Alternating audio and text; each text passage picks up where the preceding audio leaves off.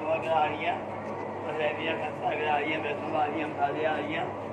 तो रेवियाँ नींबू नींबू आ रही है तो रेवियाँ बहुत करा रही हैं बहुत वाह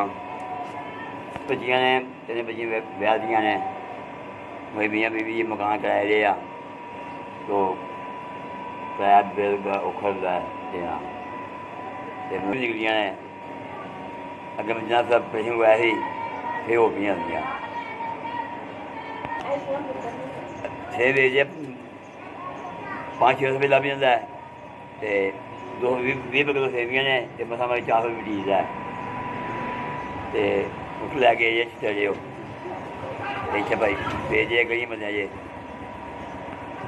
सारी यही काम करते हैं कभी सेवियाँ कभी चने पूजे भेजे या कभी गोले बस इंजी किया करते पे मुंडा को नहीं गए चने कुड़ियाँ ब्याह दियाँ ने 10 पैसे भेजे या आज 5-6 तो जिन्हें मजाक की थी मेरी 4000 भी भेजा है जो अल्लाह का भला करे बच्चा भला करे कोई माँ प्यो तंदुरुस्ती देवे कोई माँ प्यो हज करावे गरीबा भी दोनों दे सकता है तो वो चलो 4000 भी आया जो अल्लाह का भला करे जिन्हें भी लिया है मैं फेम भी पा लाँगा तो कोई दवाई लावगा कैसे बच्चियाँ ही वो ब्याह दियाँ ने मैं निकलियाँ हल्दियाँ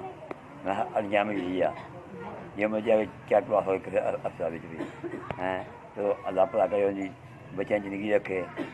ऐसे एपी का बड़ा शुक्रिया जिन्हें भेजे हैं तो ऐसे भरावे जिन्हें मेरे को भेजे भला करे जिन्हें पहुँचाए हैं मेरे